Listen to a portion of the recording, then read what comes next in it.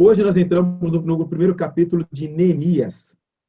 Neemias, como eu já falei no domingo próximo passado, na verdade, seria como se fosse uma continuação do livro de Esdras. Na verdade, isso era um rolo só, e depois ele foi separado.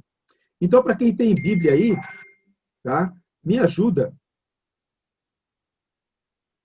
aí lendo o primeiro capítulo de Neemias. Neemias, capítulo 1. Só para você, eu não coloquei o texto, mas você pode acompanhar na sua Bíblia, ou então tentar a leitura que nós vamos fazer agora. As palavras de Neemias, filho de Acalias, no mês de Quiseu, no 20º ano, enquanto eu estava na cidade de Suzã. Cidade de Suzã era a residência de inverno do rei. Enquanto eu estava na cidade de Suzã, Anani, um dos meus irmãos, ou seja, parece aí que é o irmão de Neemias, veio de Judá, com alguns outros homens. Vieram de Judá. Teve uma caravana até Judá, só para você ter uma ideia, em torno de 1.500 quilômetros. Ou seja, era como sair daqui de São Paulo e até o sul da Bahia. E eu lhes perguntei acerca dos judeus que restavam, os sobreviventes do cativeiro, e também sobre Jerusalém. Eles me responderam: aqueles que sobreviveram ao cativeiro estão lá na província, passam por um grande sofrimento e humilhação. O muro de Jerusalém foi derrubado, suas portas foram destruídas pelo fogo. Quando ouvi essas coisas, sentei-me e chorei. Ou seja, aqueles que sobreviveram ao cativeiro, aqueles que não foram levados para o cativeiro, estavam lá passando por desolação, uma situação complicada, cidade destruída, cidade arrasada. Ele perguntou das portas, porque onde acontecia o sistema jurídico de Jerusalém, o julgamento ocorria nas portas da cidade. E ele fala, os muros derrubados, portas queimadas a fogo. Quando eu vi essas coisas, sentei-me e chorei. Passei dias lamentando-me, jejuando e orando a Deus dos céus. Então eu disse, aí começa a oração de Neemias. Senhor Deus do céu, Deus grande e temível, fiel à aliança e misericordioso com os que te amam e obedecem aos teus mandamentos. Que os teus ouvidos estejam atentos e os teus olhos estejam abertos para a oração que o teu servo está fazendo diante de ti, dia e noite, em favor dos teus servos. E o povo de Israel confessa os pecados que nós, os israelitas, temos cometido contra ti. Sim, eu e o meu povo temos pecado. Agimos de forma corrupta e vergonhosa contra ti. Não temos obedecido os mandamentos, os decretos e as leis que deste ao teu servo Moisés.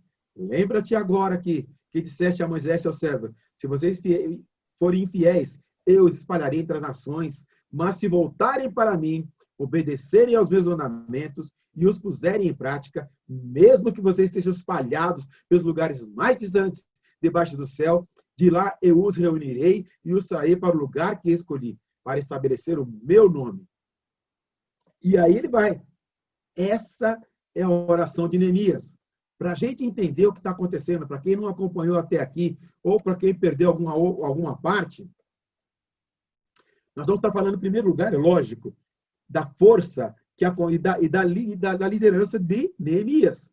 Nós vimos a parte com Esdras, a maneira como Esdras trouxe o povo, e agora vamos falar sobre Neemias. E a pergunta que eu faço, qual a base da liderança? Quantos líderes desenvolveram todo o seu potencial? E quais os passos que podem conservar o resultado do sucesso? Você não basta ser líder, tem que desenvolver, tem que continuar crescendo, e não só continuar crescendo, o trabalho tem que permanecer. E uma outra pergunta que eu faço, quantos líderes avaliam o seu progresso atual e se preparam para os desafios futuros? Perceber que o enfoque grande aqui é com relação à liderança, mas eu não posso esquecer também que em 586, aconteceu a queda de Jerusalém pelos caldeus, quando Nabucodonosor vai lá, invade e arrasa com tudo. O mais interessante disso, tá, é que lá está relatado lá em Daniel 1, quando eles são levados lá para a Babilônia. Em 516, é o fim do cativeiro, quando Esdras Começa o capítulo 1 de Esdras, nós vimos nos primeiros encontros que tivemos, tá? Cumprindo-se, inclusive, a profecia lá de Isaías 45. Ciro faz o decreto, manda o povo para lá, para voltar para a sua cidade e reconstruir.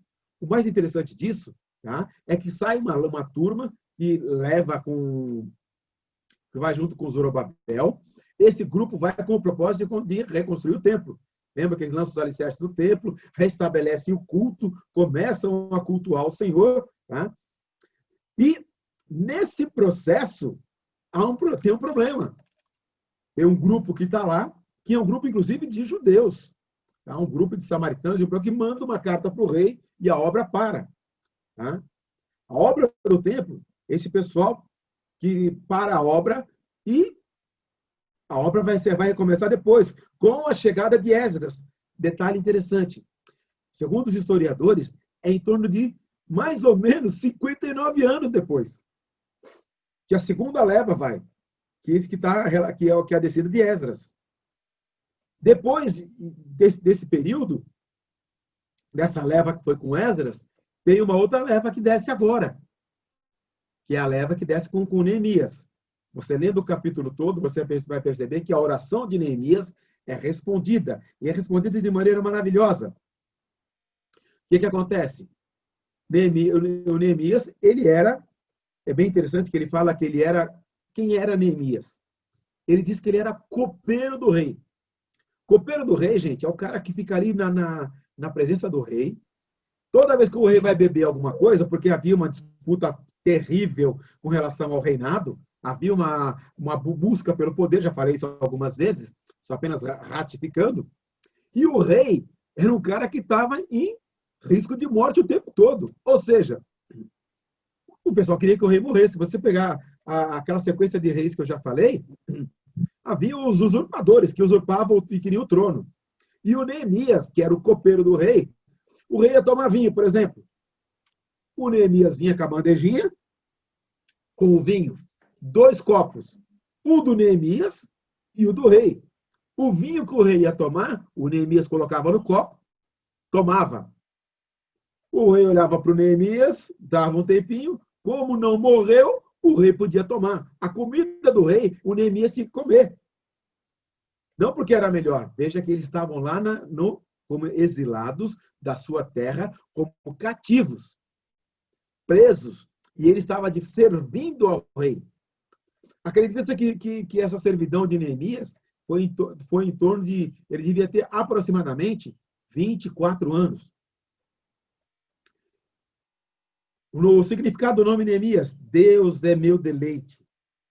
Tá? Provavelmente, Neemias era da tribo de Judá. Quando você lá em Neemias 1, versículo 2, no capítulo 2, versículo 3, e no versículo 7, o versículo 2. Quer dizer o quê? Peraí, se eles estão lá, desde 586, e só em 516 que saiu a saída, se eu falei que ele estaria em torno de 24 anos servindo o rei, quer dizer que ele provavelmente nasceu no cativeiro. Provavelmente também ele nunca foi a Jerusalém. Servindo como copeiro, provavelmente não conhecia a sua terra. E, gente, é fantástico isso, quando você pensa nessa situação, e você pensar que um cara que não conhecia a sua terra, não conhecia como era Jerusalém, e sentir paixão, e amar, e conhecer, e desejar estar lá. Estando próximo ao rei, podia exercer influência sobre o seu soberano, pela confiança que recebia. Detalhe interessante. Aí você vai fazer, Betão, mas o cara não conhecia, como é que você afirma isso? Eu não conheço a Nova Jerusalém e sou apaixonado por ela, pelas ruas de ouro, pelos portões de pérola e pelos muros de jaspe luzente. Não conheço, nunca fui lá, mas já sou apaixonado e tenho a maior vontade de conhecer. E se encontrar alguém que fala, eu fui lá, então eu falo, me conta como é que é. E ouve. Aí o que acontece? Só para você entender. 550, 530, o Ciro, Esdras 1. 530 até 522, o Cambises. 522 a 486, o Dario, o primeiro. 485, o Assuero, que é o Xerxes, e depois o seu filho, o Artaxerxes, ali até 423. Ou seja, eles foram cativos pela Babilônia, depois o Império Babilônico caiu, o Medo-Persa assumiu, e olha a situação. E se você acompanhar lá no livro de Daniel, vai ver que desde o início, como foi a questão do cativeiro, foram levados, e depois a Jerusalém cai, eles são arrastados para lá, levados e ficam nesse período todo. A primeira leva, junto com o Zorobabel. Segunda leva com Esdras. A terceira leva vai acontecer agora, junto com o Neemias. O irmão dele chega lá dessa expedição, ou seja, uma distância de mais ou menos 1.500 quilômetros. Ele volta e ele pergunta, quem tem saudade de algum lugar, pergunta como é que está aquele lugar quando encontra alguém. E ele pergunta para o Anani, seu irmão, e pergunta, Anani, conta para mim como é que está lá Jerusalém, cara, como é que está o povo, como é que está a situação por lá. Aí o cara vai dizer, cara, o negócio está feio lá. A cidade está sem muro. O sem muro naquele período, gente, não é igual hoje. Tá? Ou seja, estava sujeito a todo mundo que passava tirar uma casquinha e pegar alguma coisa. Situação de insegurança total. Moral baixa. Lembra que os príncipes, as autoridades, todos aqueles que tinham a cultura, foram levados para a Babilônia. Lembra de Daniel, Sadraque, Mesaque, Abdenego? Ou seja, governança não tinha cultura, não tinha, o templo foi destruído. Ou seja, eles não tinham referência cultural, não tinham referência espiritual, não tinham segurança, e a lembrança que todos tinham, miséria, porque foi tudo arrasado, é terra arrasada, terra que foi devastada pela guerra, foi destruída, e o seu povo foi levado cativo.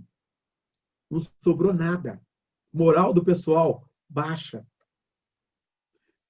Ricos explorando pobres, os mesmos pecados que levaram para o cativeiro sendo praticados. Eles não tinham mais, eles perderam a herança espiritual, perderam a visão espiritual, perderam a visão de Deus. E, enfim, meio complicado, gente, eu vou dizer para vocês. Não foram 2 ou 3 dias, não foram 2 ou 3 meses, não foram 2 ou 3 anos. Foram muitos anos. Só para você ter uma ideia, nesse período até aqui, tá, para o povo do norte, foi mais de 100 anos. Para o povo do sul, 70 anos, 68 anos, se você pegar uma cronologia mais precisa. Isso. E depressão econômica. Não tinha o que comer, era vida de miséria. Não é vida de pobreza, é vida de miséria. Porque sem uma coordenação, sem uma administração, sem uma direção, a situação está horrorosa. Aí você pergunta para mim, mas peraí, Betão, mas eu não tinha ido lá um povo, o que desceu com o Zorobabel? Sim, eles estão numa luta para reconstruir. E um grande administrador, inclusive. Mas ainda acontecia algo que é pior que tudo isso. Ignorância espiritual. Eles não se lembravam mais quem era o seu Deus. Mas como é que o pessoal pode esquecer um negócio desse? Não pode não esquecer, mas pode viver longe. E viver longe de Deus colhe todos esses frutos, todos esses resultados. O Neemias, quando recebe esse relato, e é muito interessante, ele ora, ele senta e ele chora.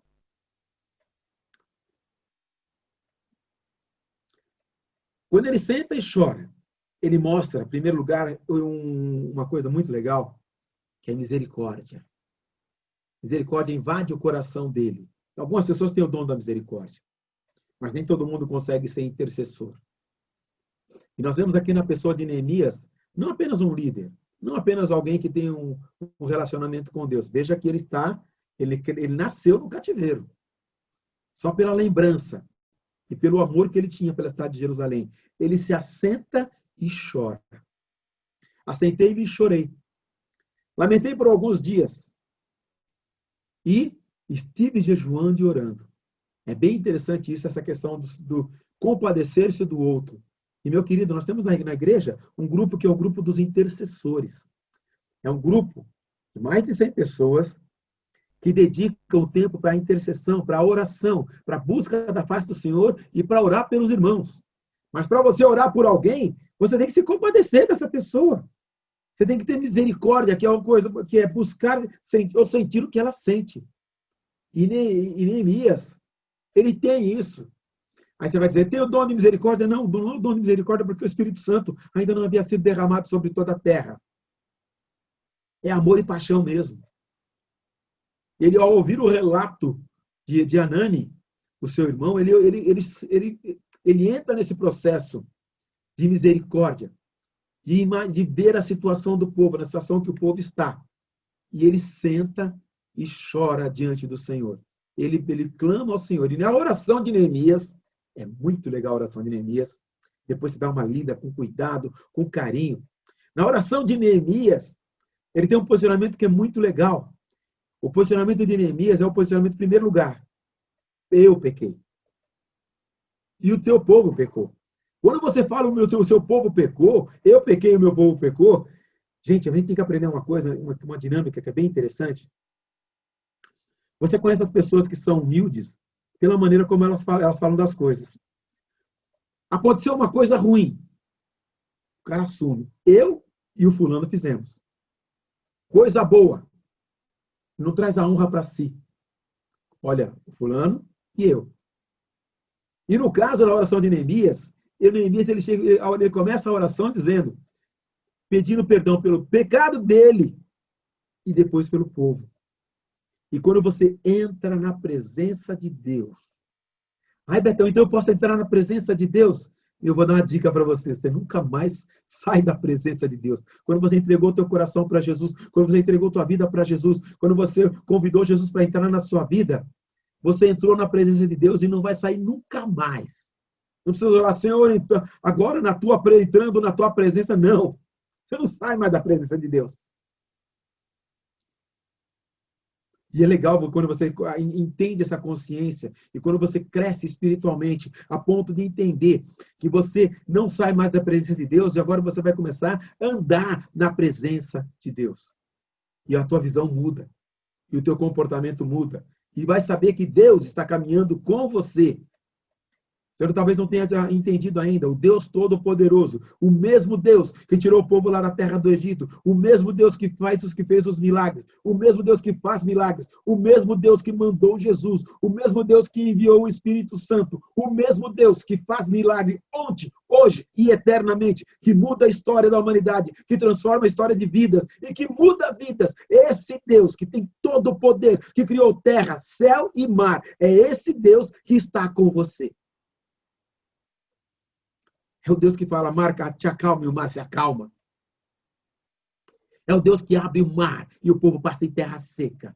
Com todo esse poder, com toda essa magnitude. É o Deus que Isaías viu e falou, eu vi o Senhor assentado sobre o alto e sublime trono. Senhor absoluto, Senhor todo-poderoso, Criador do céu e da terra.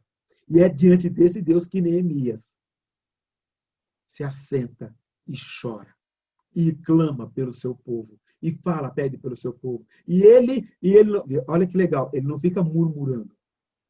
O lamentar aqui é diferente de murmurar. Ele podia falar, mas tá vendo? Esse Deus que é todo poderosão aí, deixou acontecer um negócio desse? Esse Deus aí, olha o que ele deixou acontecer comigo. Olha a minha situação, estou aqui escravo. Todo esse tempo escravo. Servindo o rei. Isso é murmuração. Ele lamentou. Lamentação é diferente de murmuração. Tanto, inclusive, que tem um livro na Bíblia que é chamado Lamentação. Faz parte do cânon. Lamentações de Jeremias. E é justamente sobre esse período. Lamentando a situação do povo e reconhecendo que eles eram dignos dessa situação. Isso é que é o pior. Então, na oração, em primeiro lugar, reconhecendo quem é Deus. O Todo-Poderoso. Segundo lugar, a condição miserável da raça humana. A condição miserável que tende para o pecado. Os vossos pés se apressam a derramar e as vossas mãos estão sujas de sangue. É o que diz lá em Provérbios, né? Horroroso isso. Mas essa é a tendência humana, é a tendência do coração humano. É inclinado para o mal. E outra coisa, você pode escolher. Quando você entrega a tua vida para Jesus, você tem o livre-arbítrio. Você pode escolher uma vida, caminhar ao lado de Cristo ou não. Porque até você aceitar Jesus, você não tem livre-arbítrio. Você está debaixo do pecado, nasceu debaixo do pecado. E está dominado pelo pecado. Quando você entrega a tua vida para Jesus, quando você coloca a tua confiança em Jesus, quando você deposita as suas vidas na mão de Jesus, aí você passa a ter livre-arbítrio. Porque aí você pode escolher entre praticar o pecado e não praticar o pecado. Entre caminhar com Deus e não caminhar com Deus. E aí, nós vemos o Neemias lamentando. E uma outra atitude, não só lamentar, jejum e oração. Separar um tempo para não fazer outra coisa que não seja buscar a face do Senhor. E abster de algumas coisas que, inclusive, satisfazem o meu físico, para estar nesse tempo buscando a face do Senhor. Ah, mas então não precisa mais jejuar agora que nós temos o noivo. Queridos, é tempo para você de dedicar ao Senhor e buscar a face do Senhor. E foi o que Neemias fez. E não só faz isso. Quando você continua na leitura do capítulo, você vai perceber que essa atitude dele, ele tinha que chegar diante do rei. E para chegar diante do rei, tem alguns detalhes. Não é qualquer um que entra na presença do rei. Lembra que o rei tinha que estender o seu bordão, ou, em algumas traduções, estender o seu cetro? E só para quem ele estendesse o cetro, poderia estar na presença dele. Neemias precisava de uma estratégia, ou de alguma forma para conseguir alguma coisa do rei. E a única forma de você conseguir mudança no coração das pessoas, mudança na vida das pessoas, mudança na história. Quem faz é Deus. Quem dirige a história, quem controla a história, quem dirige as vidas é Deus. E ele foi buscar na fonte certa. Dica de Neemias para hoje. Essa reação de Neemias pode ser sua também. O que é necessário para que você evidencie esses sentimentos pela igreja? Olha que Neemias tem nesse período mostrando amor para com o povo de Israel, amor para com a sua terra. Betão, você acabou de falar que ele não pode não ter nascido lá. Mas ele sabia qual era a sua herança. E você que é cidadão dos céus, você que não é cidadão desse mundo, tem que ter amor pelo céu. Eu falei agora há pouco, eu tenho amor pela Nova Jerusalém, que eu não conheço, eu nunca vi. Mas eu imagino como algo maravilhoso. Porque mas você não é israelita, mas eu sou Israel espiritual de Deus. E orar pela sua igreja, num momento como o de hoje, inclusive, agora estamos voltando para os cultos presenciais. Tem muita gente que não pode ir. Tem comorbidade, tem idade avançada. Idade avançada não precisa ser muito, não. 60 anos já basta. Eu faço 60 dia 31 de outubro. O nosso querido Henrique fez 70. Nós não podemos ir, até porque nós somos grupo de risco. Mas pior do que ser grupo de risco é ser grupo que não lembra do templo do Senhor, da bênção do Senhor, da comunhão com o Senhor e da comunhão com o corpo de Cristo. Nós precisamos orar por isso. Nós precisamos orar para que as mais pessoas possam estar tendo esse instante de comunhão com Deus. E não é somente no período lá com a igreja, mas é no seu dia a dia, é no seu caminhar, é por onde passa, é por onde anda, para que sejam realmente testemunhas de Jesus. A oração de Neemias conhecia o conhecimento de uma necessidade. Nós vimos do versículo 1 até o versículo 4, eu fiz a leitura. E a situação da terra estava arrasada, complicadíssima. No segundo lugar, demonstra uma profunda reverência. Ele sabe com quem ele está falando. Ele está falando com o próprio Deus. Então, você quer dizer que nós podemos falar com Deus? Tem muito crente que eu acho que não tem noção disso. Quando você ora, você está falando com o Deus Todo-Poderoso. E o melhor de tudo, ele ouve. Uma outra coisa bem interessante, ele se baseia nas Escrituras. É muito legal quando você ora e você diz para Deus, Senhor, o Senhor prometeu. E ele está cobrando aqui promessa de Deus. Ele está cobrando aqui alguns textos como um bem conhecido, segundo a Crônica 7,14. Se meu povo, que se chama pelo meu nome, se humilhar e orar e buscar a minha face e se converter de seus maus caminhos, então eu ouvirei dos céus. Perdoarei seus pecados. Sararei a sua terra. É muito legal quando se converter dos seus maus caminhos. Uma crente pode ter mau caminho, Betão? Pode.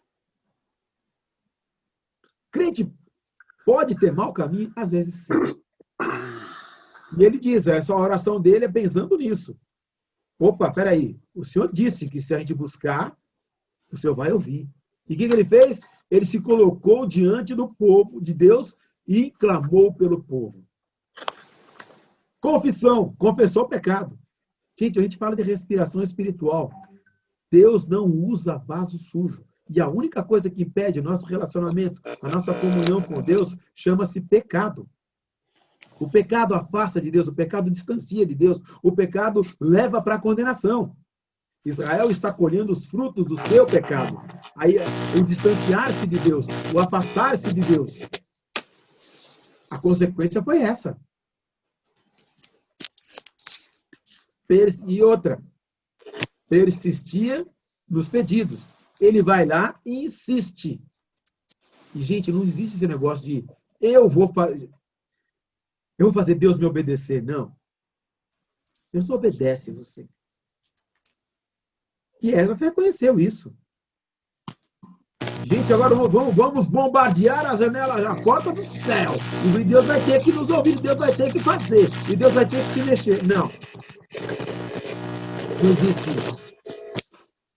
A única referência que Esdras tinha na sua oração, ele garantia-se nas promessas de Deus. Deus é que ia fazer. Deus é que havia prometido que faria.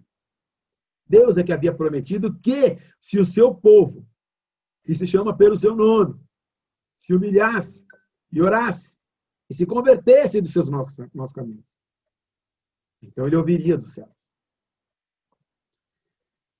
E ele comprometia o servo do Senhor. E ele se coloca na posição, opa, aqui sou eu. Agora eu vou entrar nesse processo. Agora eu, nesse processo, eu faço parte desse processo. E agora eu me incluo nesse processo. E tanto que, quando você pega o final do capítulo 1 e vai no capítulo 2, você vai ver o que acontece com o rei. Ele chega na presença do rei. E na presença do rei, o que acontece? Acontece uma mudança. A mudança do coração do rei. O rei fala para ele, agora, algumas particularidades também. Quando Esdras começa a escrever, aí você começa a ler o livro de Esdras, você percebe que está no passado. Era eu, naquele período, copeiro do rei. Ah, Betão, mas lógico, eu sei que isso já aconteceu. Aproximadamente 24 anos como copeiro. Aproximadamente uma vida inteira como copeiro. Aproximadamente desde o seu nascimento como escravo. Não conhecia a sua terra. Nunca tinha visto, ele não viu o templo. E quando eu falo o templo de Jerusalém, gente, era algo magnífico.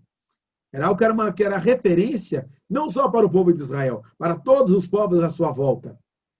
Era algo maravilhoso. Maravilhoso, essa é a expressão. É igual o templo que foi construído aqui perto do centro de São Paulo? Não, isso aqui não tem nada a ver com aquilo, como já disse o pastor Itamir, quando falou sobre o templo. Tem nada a ver. Era algo não só suntuoso, era algo maravilhoso. Maravilhoso na essência da sua palavra. Em primeiro lugar também, tem uma outra coisa que era mais importante. Foi esse templo que a glória do Senhor encheu. E esse povo de Israel tinha essa referência. A referência que eles tinham era a referência que aquele povo que foi escravo lá no Egito, foi liberto por esse Deus, foi trazido para a sua terra, e quando esteve na sua terra, e quando foi cuidado ali por Deus, onde o reino foi estabelecido, foi um reino de muita bênção, muito cuidado de Deus, fartura, uma vida boa. A terra produziu fruto no tempo. E, lógico, depois do pecado, a complicação começou. E aí houve a divisão norte e sul. E aí a coisa, vamos assim dizer, desandou um bocado. Mas o mais importante, e eu gostaria que você acompanhasse comigo no versículo 11, e diz assim: Senhor, que os teus ouvidos estejam atentos à oração desse teu servo e à oração dos teus servos, que tem prazer em temer o teu nome. Faz com que hoje este teu servo seja bem-sucedido, concedendo-lhe benevolência desse homem. Nessa época, eu era copeiro do rei. Quando ele coloca assim, nessa época eu era copeiro do rei, porque depois, quando você vai ver o capítulo 2, esse copeiro do rei, ele é transformado em governador. Deus vai lá e move o coração do rei. Lembra que havia um grupo que havia escrito uma carta e que parou a obra. Aí vem um outro grupo, tá? E esse grupo agora é o grupo que vai recomeçar a obra. E não só isso, é o que vai reconstruir os muros. Peço que durante a semana, se você tiver um tempinho, dá uma lida no livro de Neemias. Tem muita informação muito importante ali. Mas eu quero salientar aqui uma coisa muito importante. É a oração que Deus ouve. A Bíblia está nos relatando aqui, gente, um trecho da história, veja o que eu já coloquei aqui. Preso, cativo, separado, longe da terra, afastado, servindo, risco de vida o dia todo. Neemias, risco de vida o dia inteiro. Se alguém envenenasse o vinho e a bebida do rei, quem ia tomar o primeiro era o Neemias. Ele teria todos os motivos e razões para reclamar da vida. Teria todos os motivos e razões para reclamar que era escravo, não tinha direito à sua própria vida, não tinha direito a uma terra, não tinha direito a um dia ter uma terra, não tinha direito ao que vestia, porque a roupa dele tinha que ser uma roupa de copeiro para saber quem ele era. Não tinha direito de ficar andando por aí com toda a liberdade, mesmo dentro do reino lá, não. Ele tinha que ficar ali perto do rei. Quando o rei tivesse vontade de beber vinho, beber qualquer coisa, ele tinha que beber primeiro. Não tinha direito sobre a sua própria vontade de comer ou beber. Não tinha terra, não tinha laço familiar. E quando o seu irmão Anani chega, ele vai ter um tempo com o Anani, ele fala, e aí, Anani, como é que tá lá? Como é que tá Jerusalém? O Anani fala, ih, cara, para com essa alegria toda aí. Baixa a tua bola aí, cara. O negócio lá tá feio. A situação lá é de miséria. A situação lá é de destruição. Terra arrasada. Tudo destruído. Templo derrubado. Portões da cidade queimados. Muro derrubado. Não tem mais nada lá. Acabou. Já era. Esquece. Pensa numa outra coisa, cara. Parte para outra.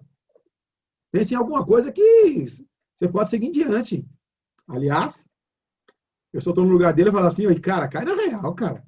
Você é escravo aqui, ó, acabou a tua vida. Já era. Nasceu nisso, vai morrer nisso. Quantos já disseram para você? Existe disso. Larga disso. Você não vai ser nada. Você não vai dar em nada. Você está condenado a viver nisso. Gente, homem não tem direito de condenar ninguém. Quem condena é Deus. E Deus não condena se você voltar para Ele e falar assim, Jesus, eu quero uma virada na minha vida. Jesus, em tecnologia a gente fala virar a chave. Eu preciso virar a chave da minha vida. Eu preciso dar uma guinada na minha vida. Eu preciso mudar a história da minha vida. E sabe quem muda a história de vida? Quem dirige a história? Eu estou falando e debatendo nessa tecla desde o início. Deus é quem dirige a história. Deus é quem muda a realidade das pessoas. Deus é quem pode mudar a sua história. E por isso eu te convido a escrever a história com Deus. Neemias, para escrever a história com Deus. Oi, Betão, mas caiu a ficha só depois de tanto tempo, caiu a ficha. Quem não, os mais jovens, caiu a ficha é uma expressão que a gente usava antigamente, quando a gente usava orelhão com ficha. Mas, ou seja, passou a entender e passou a entender qual é a realidade e o que pode ser feito, e o que pode ser mudado. Aí eu preciso ler um livro para me inspirar. Você precisa conhecer melhor a Deus, o seu poder, a sua vontade para a sua vida. E quando você se posicionar, do mesmo jeito que Neemias se posicionou, entendendo que ele é Deus todo-poderoso, que tem o controle de todas as situações, e que tem o controle, inclusive, da história da sua vida, você pode mudar a história da sua vida. Se você deixar Deus mudar. Ele quer te usar. Então você quer dizer que então eu vou ser governador? Então o Dória pode ficar preocupado? Não é isso que eu quero dizer, meu irmão.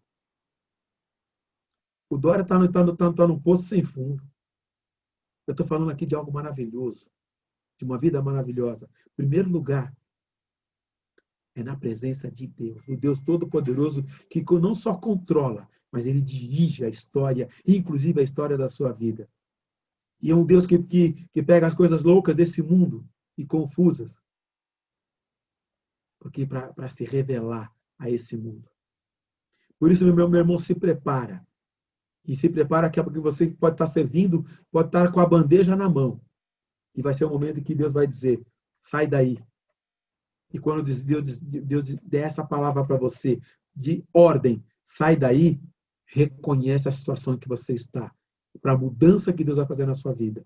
E começa a olhar para aquilo que Deus tem para você, no reino de Deus.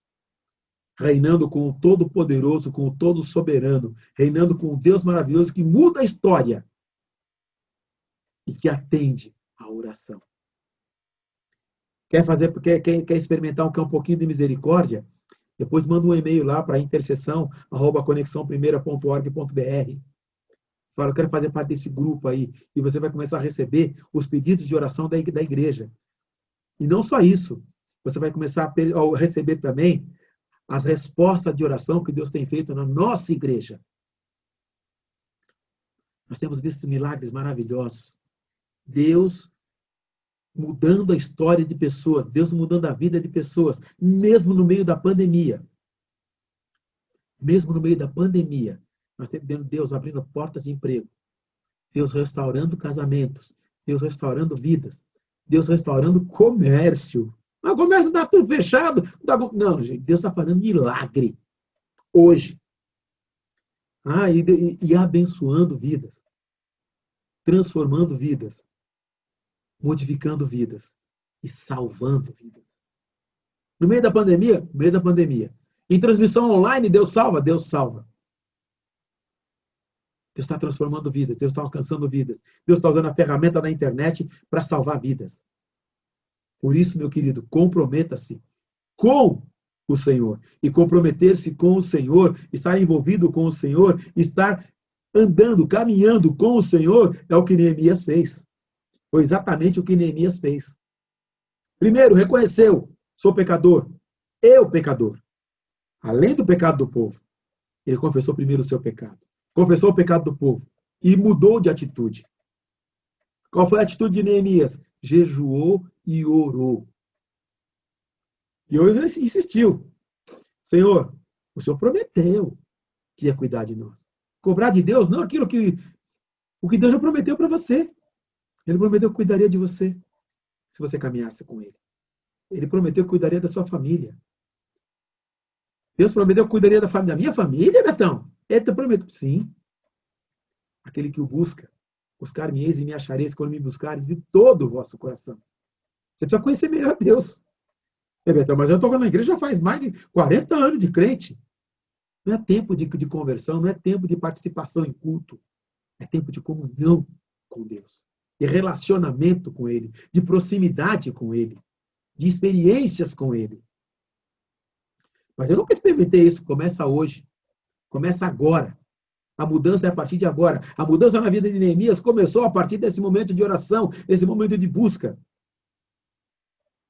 E quando ele escreve, era copeiro do rei, no final do capítulo 1, porque depois ele deixa de ser copeiro do rei e passa a ser governador. E quando ele sai da presença do rei, com uma carta de alforria na mão, eu posso imaginar o Neemias caminhando no meio da rua, com um monte de guardas atrás dele. E os guardas e o pessoal na rua. E aí, ô Neemias, como é que tá? Tudo bem? Ih, cara, a coisa deve estar ruim pra você, hein? Tá indo pra cadeia com um monte de guarda aí? O guarda chegou, para aí, cara. Acabou de falar com o governador, rapaz. Maravilhoso, né? É maravilhoso saber que Deus pode fazer isso e não só pode, ele faz. Ele faz isso. Ele muda a história das pessoas, ele muda a vida das pessoas.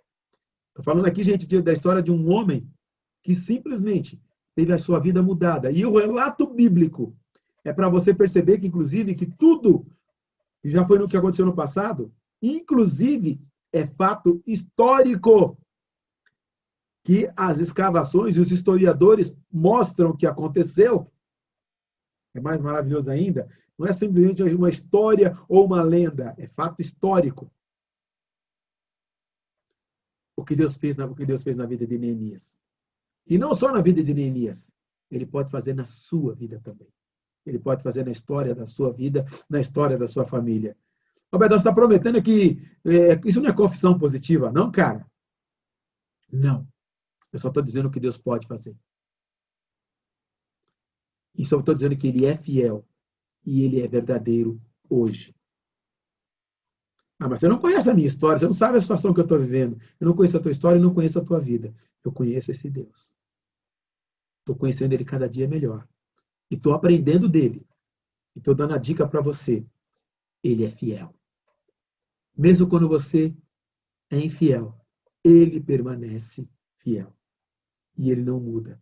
E ele não pode negar-se a si mesmo. Até porque ele é Deus. Ele é todo-poderoso. Todo exercício de liderança precisa ter como base a oração. O que você está fazendo para tirar o máximo proveito do seu tempo de oração? Querido, eu não vou dizer que, eu não vou te acusar aqui de orar ou não. E nem dizer, ah, mas você ora muito pouco. Eu oro muito pouco. Porque a Bíblia diz orar sem cessar. Estou falando, Betão, com o título de pastor, está dizendo que ora pouco. Que horror! Gente, eu oro pouco. Em relação ao Deus que eu tenho, é muito pouco.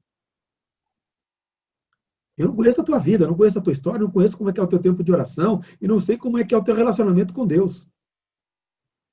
Mas você tem que pensar o que eu tenho que fazer, o que eu estou fazendo para tirar o máximo proveito do tempo que eu tenho. Se o seu tempo é pouco, como o meu, é curto, aproveita esse tempo. E se deleita nesse tempo. O Senhor é o meu deleite, é o nome de Neemias. Se deleitar nesse tempo de oração. Aproveitar e curtir esse tempo de oração. Porque é tempo de comunhão com Deus, é tempo de estar junto com Deus, é o tempo que. Ah, mas você falou que eu não saio mais da presença de Deus. É por isso que a Bíblia diz: orar é sem cessar. É por isso que a Bíblia diz que as palavras do meu lábio e a meditação do meu coração sejam todas em louvor a ti. Eu não saio mais da presença dele. Não precisa dizer para a pessoa, vai com Deus. Não, ela não vai, ela vai com Deus, ela está com Deus o tempo todo. Não precisa dizer agora, Senhor, entrando na tua presença. Você não vai entrar na presença de Deus, você já está. Você não vai sair mais da presença dele. E ele está olhando, ele conhece o teu coração. E é por isso que a Bíblia diz, ainda a palavra não chegou aos meus lábios, e o Senhor já sabe aquilo que eu vou dizer. Deu para entender? Então aproveita que você está na presença dele e curte esse tempo. E não só isso, compartilhe os benefícios acontecidos a você por reservar um tempo para oração. Eu me lembro quando o pastor Batimeu assumiu o ministério da primeira igreja batista de Santo André, e ele falou começou a fazer a santa convocação. Não sei se você já participou disso. Nós tivemos alguma. É um dia inteiro separado para oração. E a liderança da igreja tinha um compromisso de ter um tempo de 1 hora de oração. E ele falou uma coisa bem legal. 1 hora na presença de Deus? O que eu falei 1 hora com Deus? E ele começou a convidar a liderança da igreja para ter esse tempo de oração e nós passamos a orar horas. Horas orando na presença de Deus. Meu querido, quando você entrar na presença de Deus, não. Quando você aprender a se deleitar na presença de Deus e experimentar o privilégio que é de ter um tempo de oração, Então, teve um dia que eu comecei com esse negócio de tempo aí, eu dormi no meio da oração. Tem coisa mais gostosa que dormir no colo do Pai? E, gente, é conhecer com quem nós estamos falando. E, porque a oração de muita gente aí parece que Deus é um namoradinho, uma namoradinha. Para! É Deus Todo-Poderoso, é o teu Pai. É aquele que cuida de você, cuida da tua família, cuida dos seus passos. É o que te livra. É o que te sara. É o que te cura. É o que te perdoa. É o que te limpa. É o que te abençoa. Quando você aprender isso, quando a gente conseguir dimensionar isso, e quando a gente conseguir entender o que é isso, talvez a gente consiga entender um pedacinho, uma pontinha do que é Deus. E aí você entrou no processo de crescimento espiritual. Isso é um processo.